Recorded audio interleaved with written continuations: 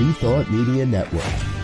We are a global broadcast network of positive music, media, and entertainment, inspiring humanity's evolution along the journey of enlightenment and creating a world of love, peace, empowerment, and prosperity for all. New Thought Media Network. Positively inspiring.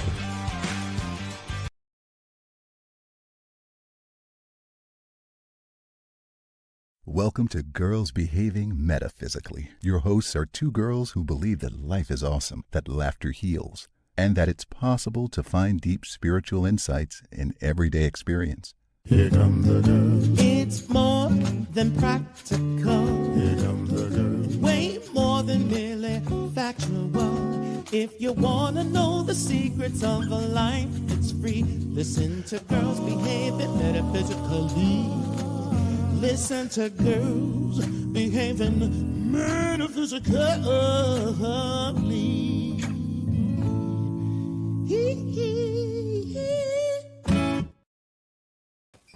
Hello, and welcome to Girls Behaving Metaphysically. I am Robyn Rice Olmsted. And I am Dr. Natasha Wilson. And we're happy to be here with you today. Yes. So thank you for joining us, and welcome. Feel free to let us know where you're joining in from in the chat. Say hello so we can talk to you. Today we are exploring love as a mirror. Every relationship is a mirror. And last week we talked about friendship, and is it hard to make friendships, or is it just us? And you know how it is to really do that at this stage and age and day and time and all those good things. And so we thought we'd just dive a little deeper into possibilities around that and see what comes up. But before we do that, we're checking out what's going on over there in Australia. Nothing, which I love. I absolutely love. I feel like the biggest thing is it's tax season here, and I just paid my taxes. So I feel like that's the biggest thing. So other than that, I'm happy because when I call and check in on my family and friends and clients in the U.S., there's enough happening there to feel the whole world a couple times over. We got plenty going on here. Yeah, what's going on in your neck of the woods? Well, it's just busy. You know, we're Gill Center is moving, so everything is like in that moving frenzy. It's all good.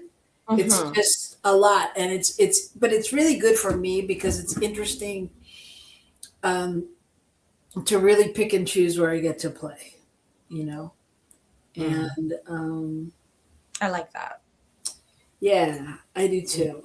And there's a lot of surrender involved, and it's interesting to watch my thoughts. I'm hilarious. My inner brain is hilarious. We have a good time together. I mean, I can talk myself in or out of anything, and then when I watch my thoughts and I hear things, I'm like, really? You call yourself spiritual? Certain things that come up. So yeah, it's a good learning experience. So that's what's going on for me. It's just busy. Yeah. No, I realized, oh God, if we're going to talk about relationships being a mirror, I got to tell you, I'm not trying to date. I want to make it clear. Like, I'm not like trying to date, but I have met some people. Okay. And, it got your girl wondering, like, yeah, what am I mirror? Like, what am I putting out there? I think dating and having kids is a special bonus for being able to look at your mirroring. It's like, what's in my consciousness? What's happening? Seriously, I'm just like, I've just had some of, when I look at it through a cosmic lens, it's so hilarious. and I have to laugh. I just have to laugh. I just have to laugh. I just have to. Anyways. And yeah, children are a mirror. I think I told you this morning that yesterday I had to be Rosie the Riveter. I had to like fix this thing on my air conditioner because it was like 104 or 106 degrees here in Australia. And there was just no way I was not going to have air conditioning in my bedroom. And right after that, I had to go collect my daughter from school. So I was covered in dust and I had my hair bonnet on because I was trying to keep the dust out of my hair. And I just went to the school like that. And when my youngest daughter saw me, she was like, Mom, are you okay? What happened? And then my oldest daughter was like, Mom, you're outside in the black woman hair, the black lady hair bonnet. Did someone make you mad? You know, yeah. Talk about life mirroring you. My daughters mirror me so much. Well, and the audience is listening, right? I mean, they know exactly what the signs are for their kids, right? That's so funny. That's so funny. Well, welcome, Bonnie. So good to have you here, Bonnie Morgan Gonzalez. Many of you know her as your doula for grief. Yeah, and she is has a show here on New Thought Media Network as well, and is doing wonderful things out in the world. Check out her website. She's doing grief retreats and workshops and all kinds of stuff. So I'm glad it's quiet there in Mexico. I'm glad. Because you deserve a little break. Yeah. I mean, it's Mardi Gras.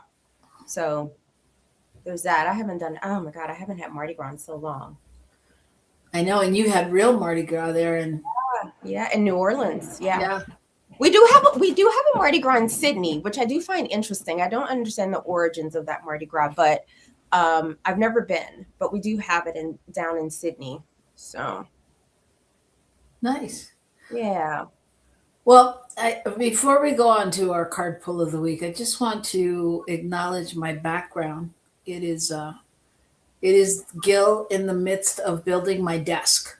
Oh, I was gonna say, it's the transition. I was thinking about the move of the church. I thought maybe that was like no, that would have been a good excuse.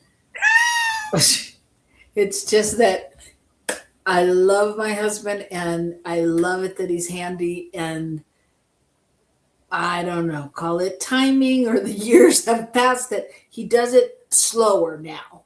So it's like, I try to be patient, when like I waited for the dryer to be fixed for like 6 months. I'm like, couldn't we just call someone? No, it's just a part. I'll get it. I'll fix it. I'll do it. Okay.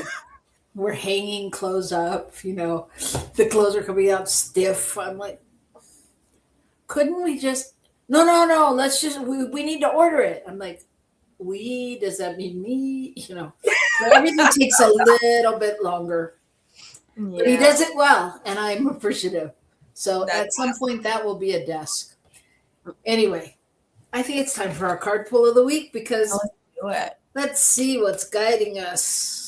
This is our time where we pull a card and see what it has to say about what's coming up, what the signs are, what spirit is trying to tell us. So Robyn, remind us of the deck that you're using today. I have the Sacred Traveler deck today, the Oracle cards, and I'm shuffling, and I will stop now. Mm-hmm. All right. Well, that's pretty. The card is Joy and Delight. See? Okay. It actually looks like one of your little blonde angels. My baby. It says, open your heart to joy.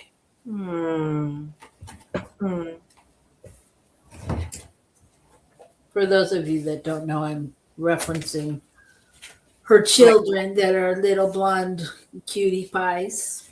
Yes, and they prove the power of nurture over nature. Because I was telling our producer and Robyn this morning, my children may have been born in Australia and born of another woman, and they may be blonde hair and blue eyed, but they are African American in their soul. It's a good thing. It's a good spirit to have. Mm.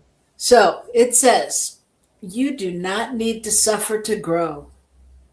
You can grow leaps and bounds through joy. True happiness comes from following the dictates of your soul. Mm. Do what gives you joy. Celebrate and have fun. Stop and embrace life, yourself, and others. Say yes. Take steps today to expand your joy. You don't need to do it all at once, but you do need to start. Mm. Your purpose in life is to experience joy. Allow joy and ecstasy to follow through you wildly and freely. Share your love. Happiness spreads to others like wildfire, and you can help heal the world. Amen. Amen. Amen.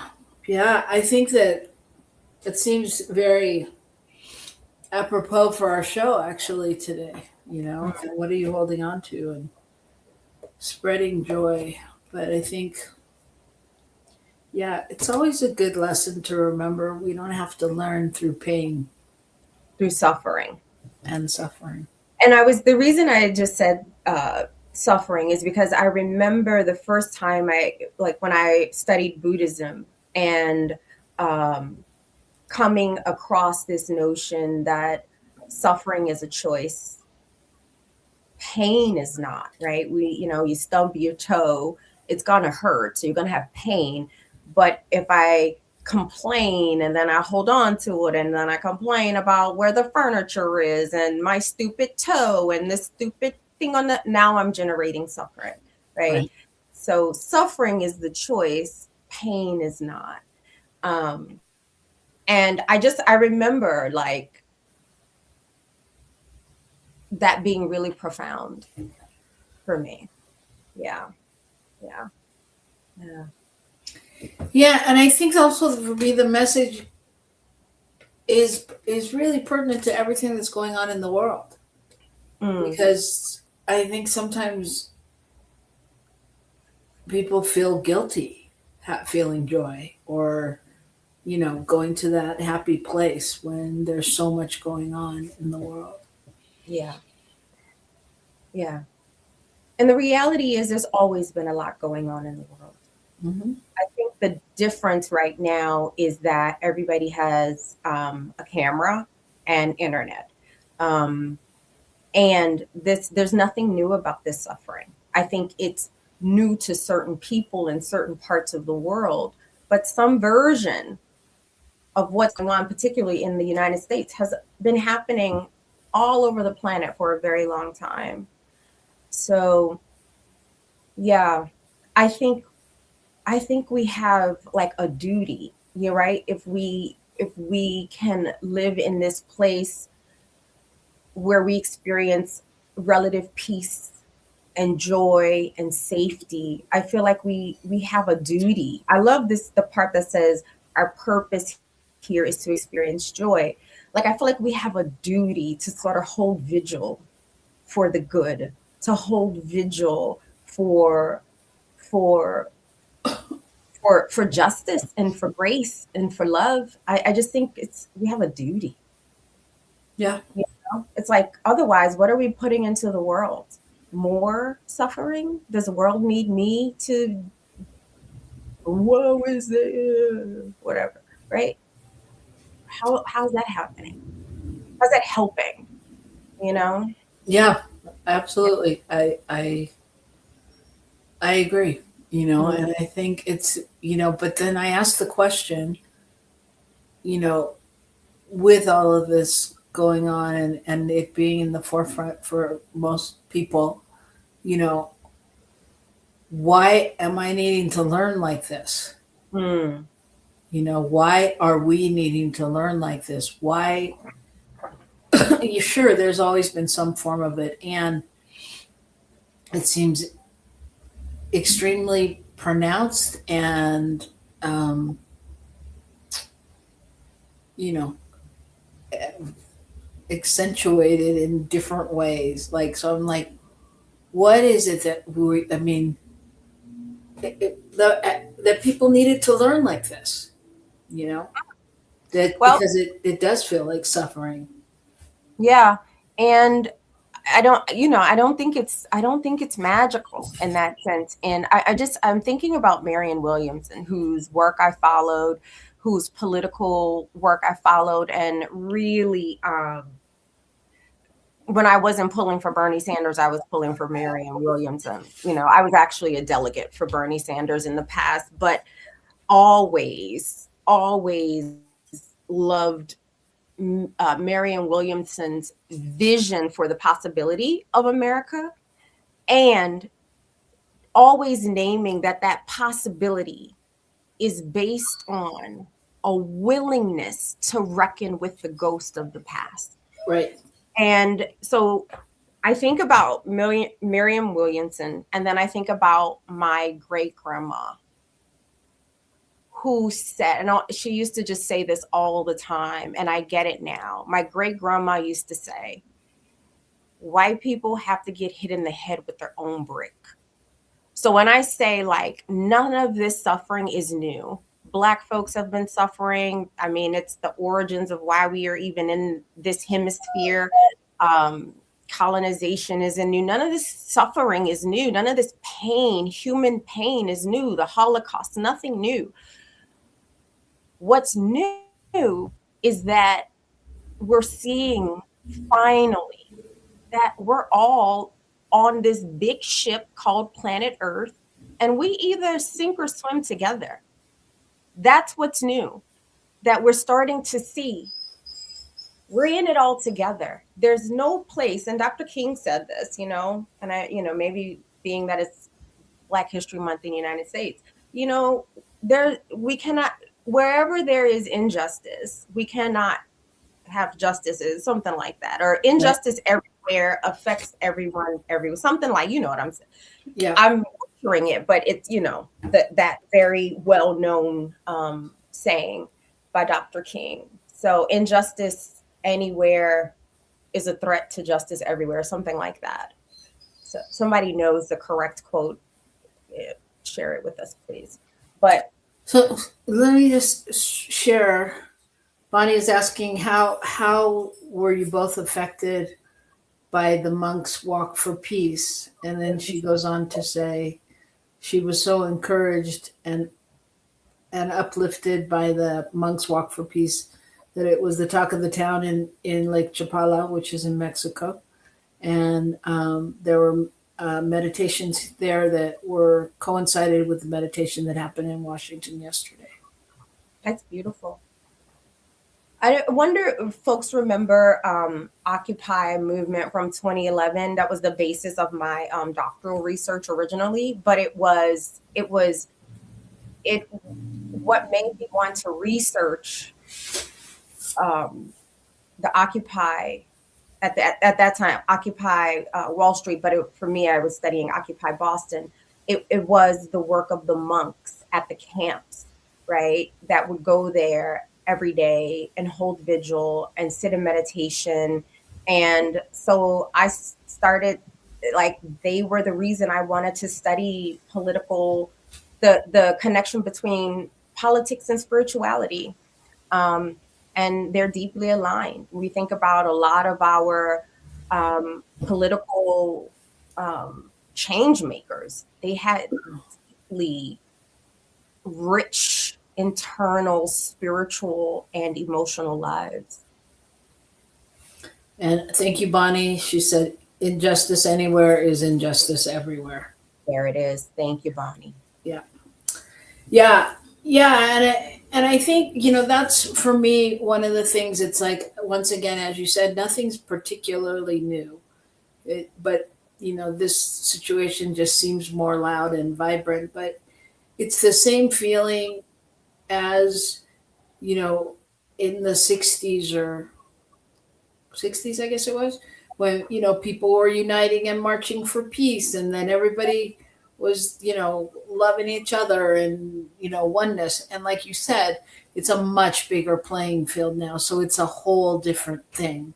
And it's really a connection with places and people that people never could have imagined, I'm sure, back then. Yeah. I mean, but I feel like it's the same thing. And just watching.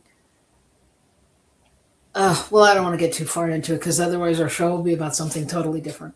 But anyway, it seems like there's a lot of that going on, and a lot of positive, like the monks, like people that are doing different things. And maybe we'll talk about that. Next week, we will be talking about Black History Month and sharing with you some of the things that we love about Black History Month and more. So I do want to say one other thing just about, like, because again, where I live, I feel really blessed. I feel peaceful. I'm happy, like there's a lot that I'm grateful for. And I have learned about wine moms on the front lines in Minnesota, and they are my favorite activist group. And so I was like, if I ever hit the streets ever again to protest, I'm going to be with the wine moms. Like, I just love like the image and like these women like holding steady in the freezing cold and then all getting together and having a glass of wine at the end of the day in the face of tyranny. I'm like, that right there. Yeah, there's a lot of fun, good things happening and a lot of connection. I mean, like, once again, it's a different connection that could happen if we weren't in this turmoil and crap that's going on. So take a breath, take a moment as we take a moment to listen to some sponsors, and we will be right back after this word from New Thought Media Network. Please help us say thank you to all of our organizational sponsors, including the Hefferland Foundation, Affiliated New Thought Network, International New Thought Alliance, Science of Mind Archives and Library Foundation, Center for Spiritual Living Denver, Center for Spiritual Living Midtown, New Thought Philadelphia, Center for Spiritual Living United Life, Sunshine Cathedral, Planned Happiness Institute, Summit Center for Spiritual Living, One Heart Retreats, Universal Joy Center, Unity Kitchener, Unity Spiritual Center Ottawa, Home Center for Spiritual Living, Satya Center, Begin Within Ministries, Center for Spiritual Living North Jersey, Unity of Savannah, and the Center for Spiritual Living Seattle, as well as all of our individual donors. On behalf of New Thought Media Network, thank you, and please like, share, and subscribe. New Thought Media Network, come be you. Come expand your spiritual journey. Join us for Just the Talk, Sundays, 1 p.m. to 6 p.m. Mountain Time. Experience Unity Kitchener and Ottawa. Center for Spiritual Living Midtown, Center for Spiritual Living Denver, Unity of Garden Park, New Thought Philadelphia, the Sunshine Cathedral, Unity of Savannah, and the Om Center for Spiritual Living. Come unleash your spiritual potential with New Thought Media Network.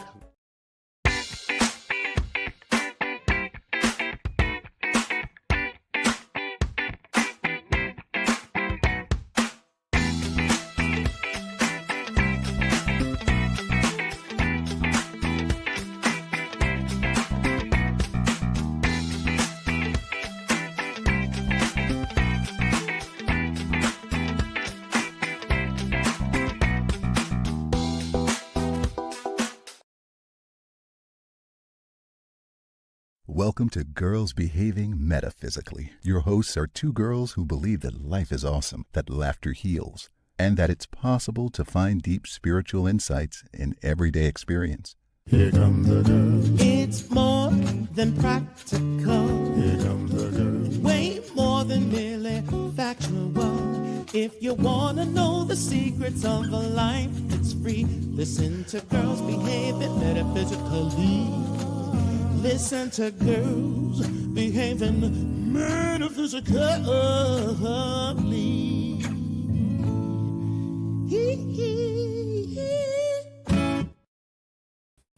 Hello, and we are back, and yet not in the same format. Natasha is having a mom moment, and she's having a phone call. So I have producer Michael Mangus sitting in with me. Yes, hi there.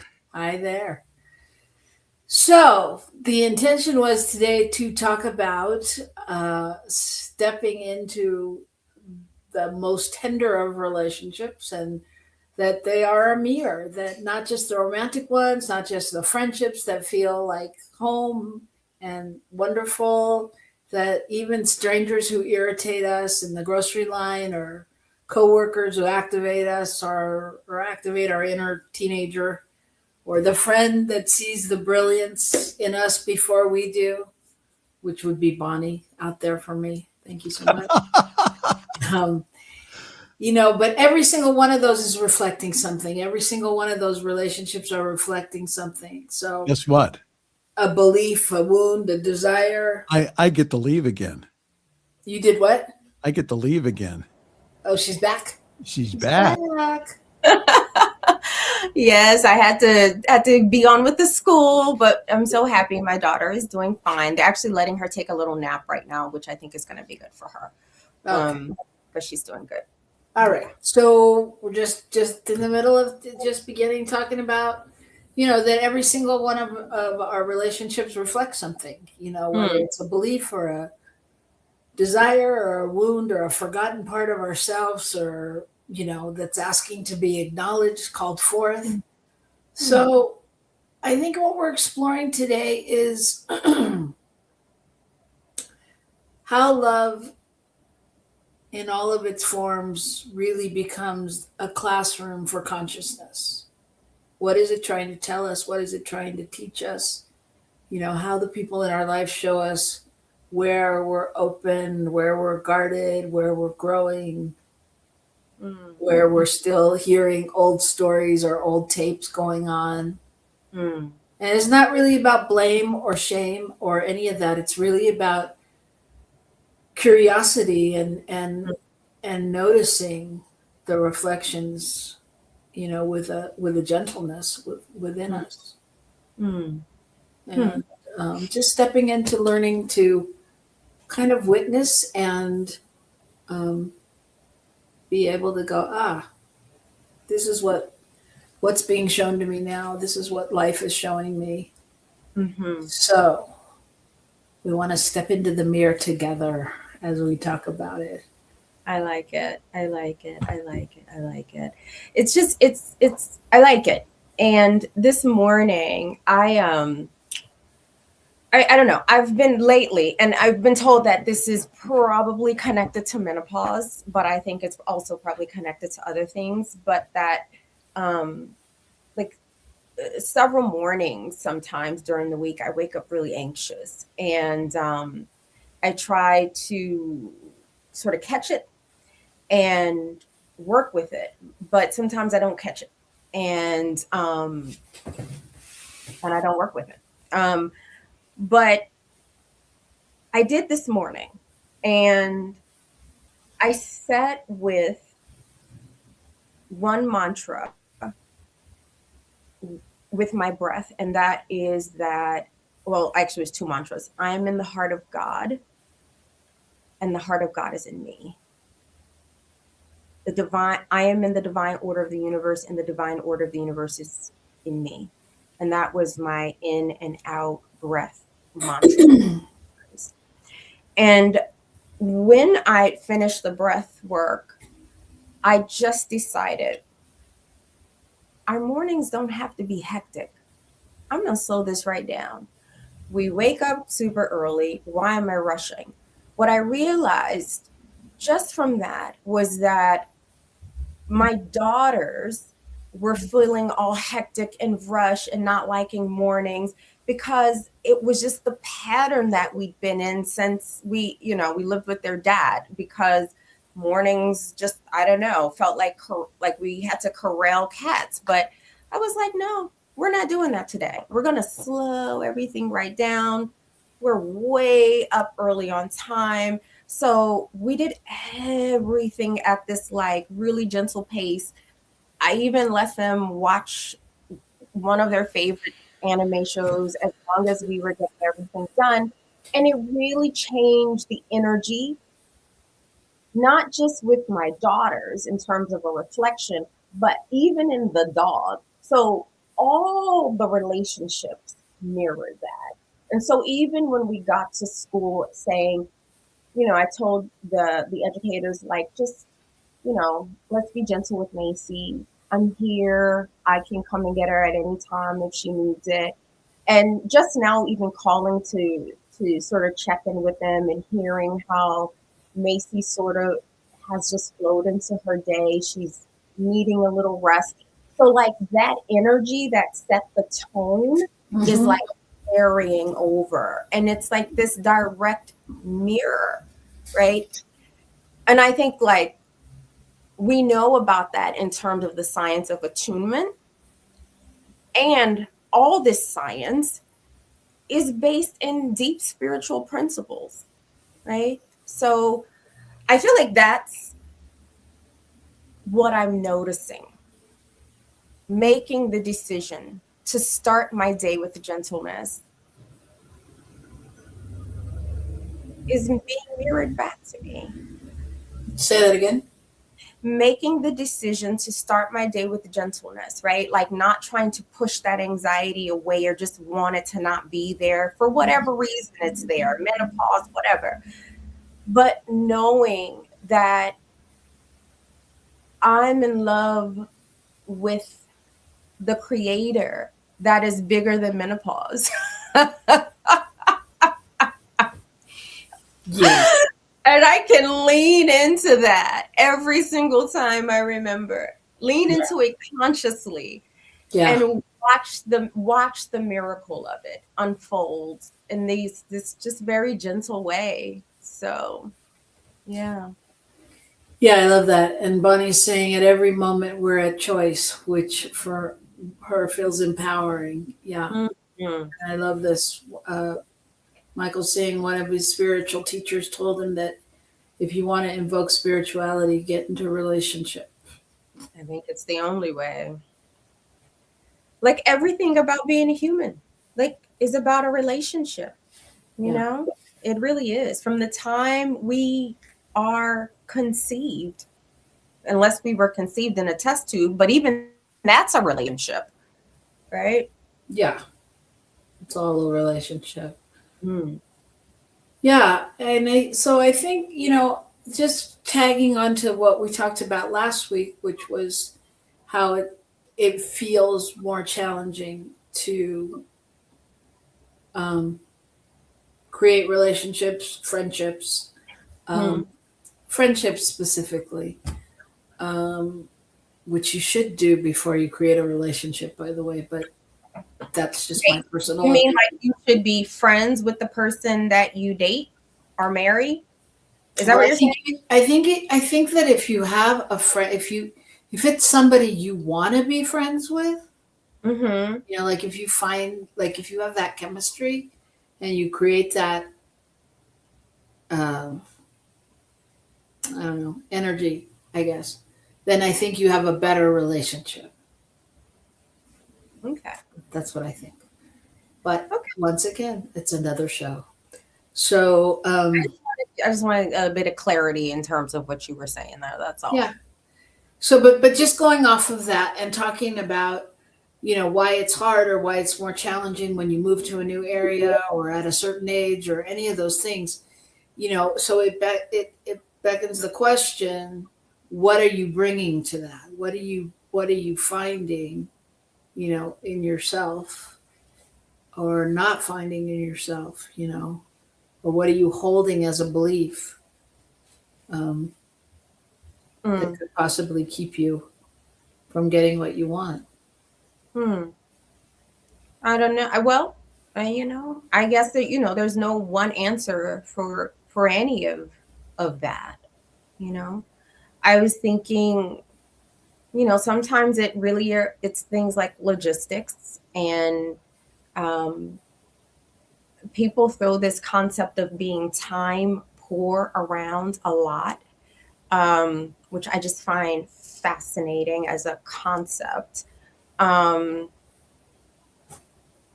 But also, I think if we're doing our internal work, and I feel like there's always internal work for us to do, and that does not mean, because I think sometimes when people hear that means that something's wrong with us and we always need to be working on something. Not like that. I mean it in the sense that the one constant we know in the universe is change. And so we're not separate from the universe. So that means we are always becoming. And I'm not just taking that from Michelle Obama's book, but we are always becoming. And so where I am at 50 is not where I was at 40, not where I was at 30. And not like I'm like on some necessarily forward progress, right? I feel like, when we do what is ours to do, I feel it more like a spiral than a line anyways. And so when I'm doing that and I'm paying attention to it, who shows up in my life is very reflective of where I am in that spiral. And there's no good or bad, right? It is what it is. And I think about the card you pulled, right? Like, we don't need to suffer to grow. But I think about the last time I went through a whole seeking friends as an adult and feeling a part of community. It was so much suffering there. And so I think it was like mirroring, or it has mirrored for me my belief or old beliefs around my value and my sense of worth. It's like I had come back around to it again in my mid 40s. And it was interesting. Yeah. What are you going to say? I was going to say that, yeah, I mean, I think about different situations, and being really honest, there are times when, we all play different roles in life, right? And so sometimes when I'm at church or spiritual center, and, depending upon where I'm living from, I have different relationships, right? So when I'm really in tune with and this doesn't happen very often because I forget that it means something to someone, but like when I'm the minister's wife, I am a little more guarded and a little more,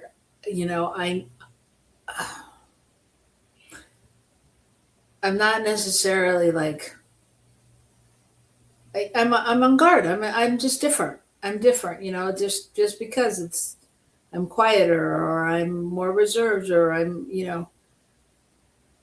so I can see, again, just getting back to last week's show, I could see especially when you move somewhere and you have expectations and, and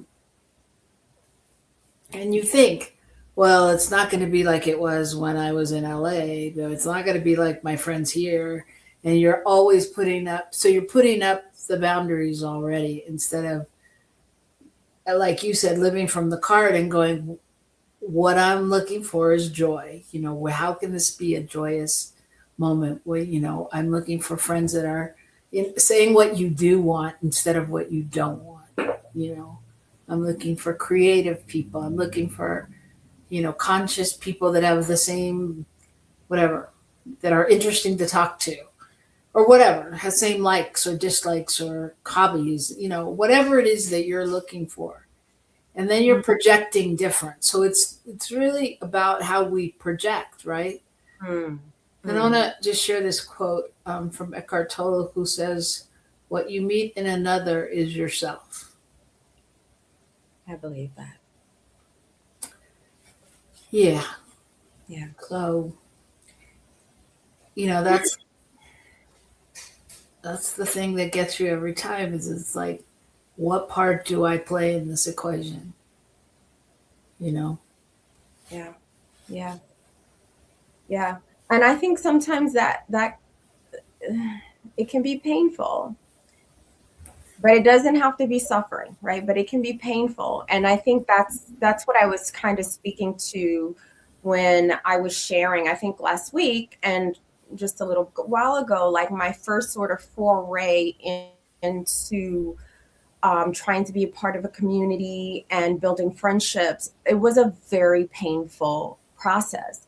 And what I now in retrospect can appreciate is that I was revisiting at that time a point in my healing spiral. When I say spiral, I just mean like the core themes of our life. They tend to show up over and over again, just in different forms, but the theme is kind of the same. So if the core wound that I think one carries is I don't matter, or the core wound is something else, then it will show up in different ways, right? And we'll know where we are with that when we are in relationship to that wound again. And so that wound showed up for me, that wound, that core wound of I don't matter. That is the core wound that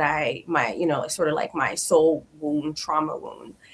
And it showed up. And so, but before I noticed it, became conscious, I was already engaged in all of the behaviors that I engage in when that wound is moving through me unconsciously.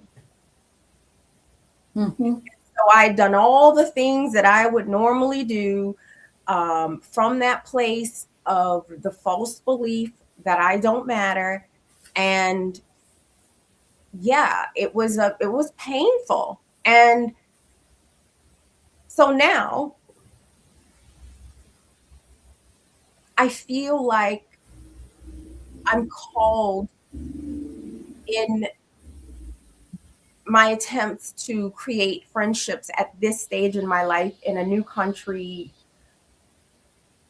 paying really close attention, really close attention to what I'm carrying. What am I really, really carrying? How am I talking to myself and about myself? Like on the most minute level. Yeah. Yeah. Yeah. But I think that's so important. I mean, for anybody, especially when you have the intention, when you have any intention of like meeting new people, making new friends, getting a different social group, whatever. I mean, you're going into it with those thoughts. And if you're carrying, if you're unconsciously carrying emotions and old stories and, then it becomes that emotional contagion, right? That everybody's going to mimic that back to you. Mm. Yeah. And then you're like, I don't want to be friends with that. Mm. And well, that's, so part of it is like excavating within ourselves and seeing really what we're carrying and what we're holding on to. And really finding ways to not shame ourselves for what we find. I think that's so critical because, even saying in this space, naming, because I don't have shame that my core wound that I picked up in childhood was that I don't matter. That was the wound, right? And that's the wound. And I don't carry shame there. And that's taken a lot of love to love that little girl who rises to the surface every now and then. And to build a relationship with that part of me. So I feel like I just want to name that when we come face to face through friendship with something that's being mirrored to us that feels less than wonderful, is there a way for us to be kind and gentle with ourselves?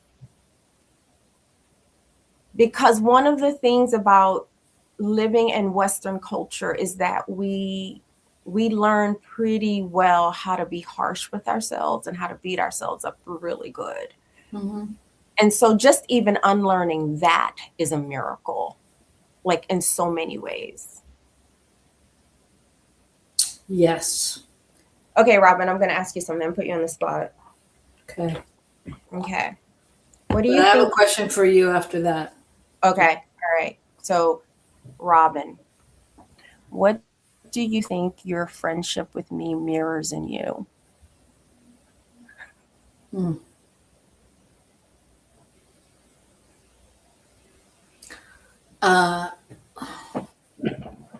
Well, I think, honestly, I think it's the first thing that came to my mind was just a playfulness and your willingness to play. And I think on some level, when we came together too, there was that permission to explore, and your lifelong learnerness, even though mine isn't as pronounced with doctrines and things, it's still that openness and wanting to play and explore and know more. I don't know. What do you think? I like it. I like that it mirrors playfulness. Yeah.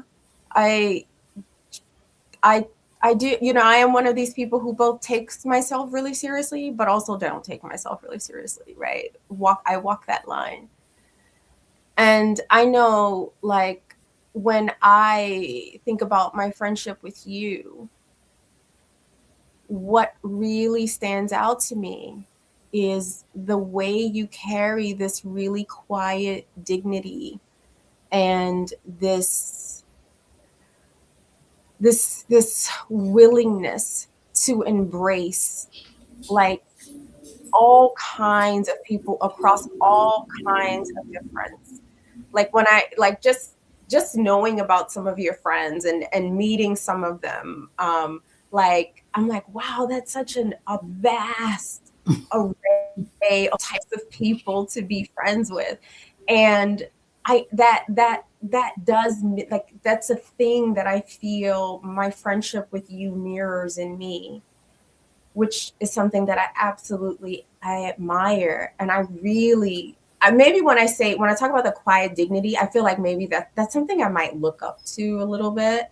Something that I want to emulate a little bit more. But I'm just so loud.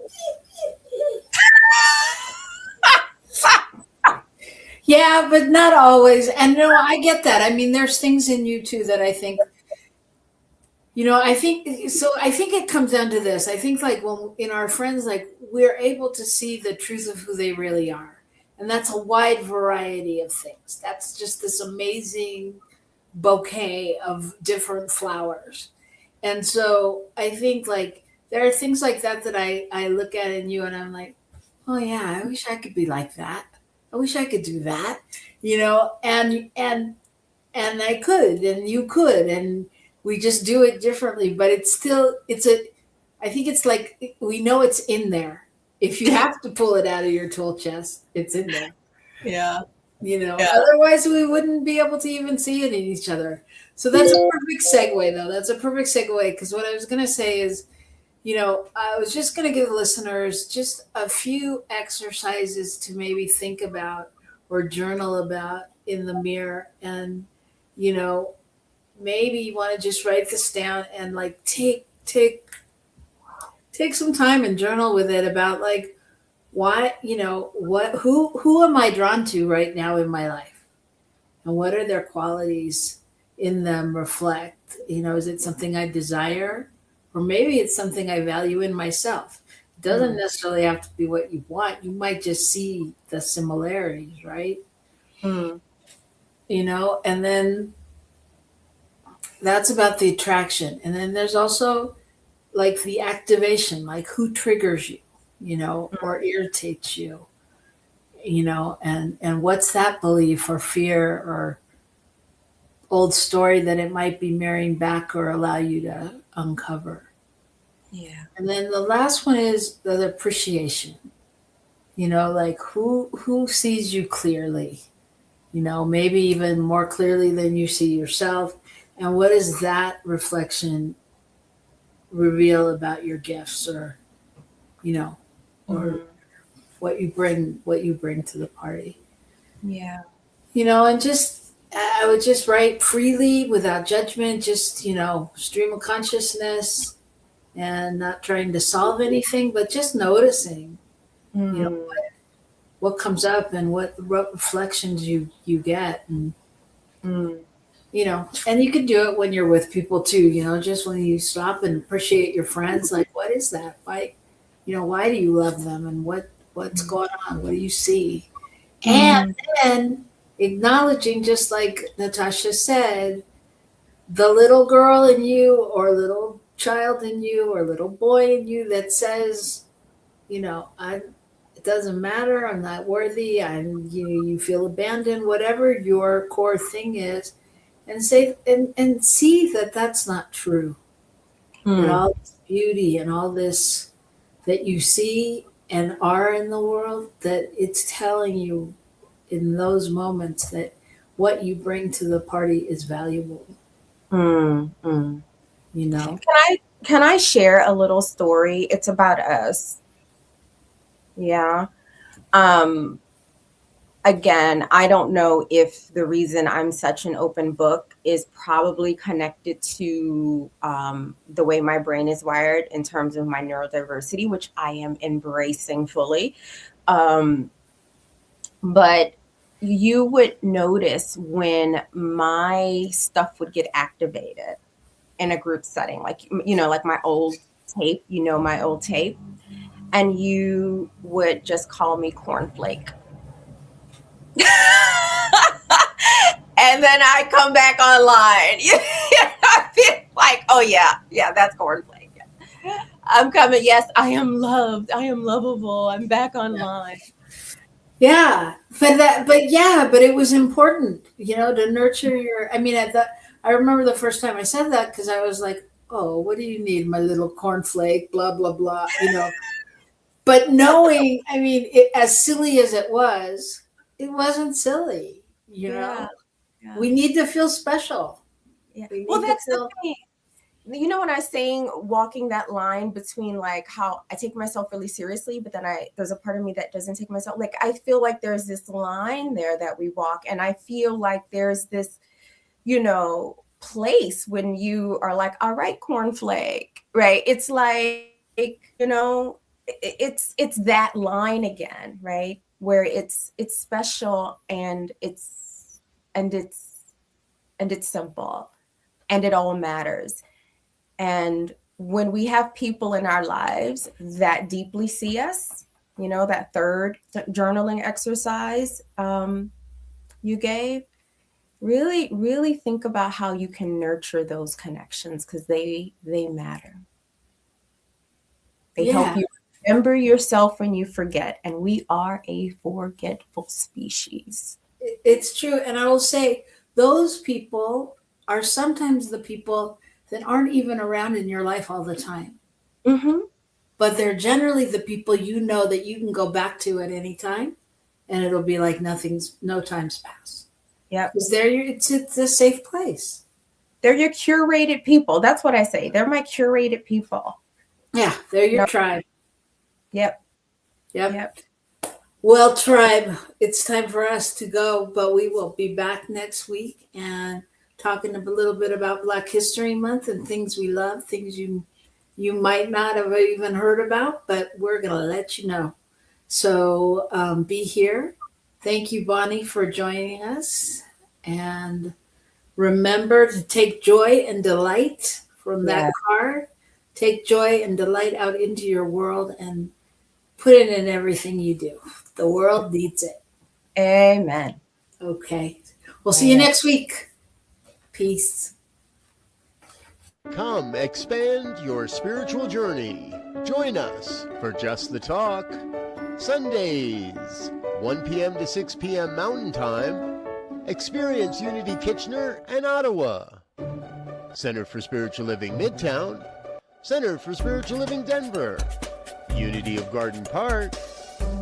New Thought Philadelphia. The Sunshine Cathedral. Unity of Savannah. And the Om Center for Spiritual Living. Come unleash your spiritual potential with New Thought Media Network.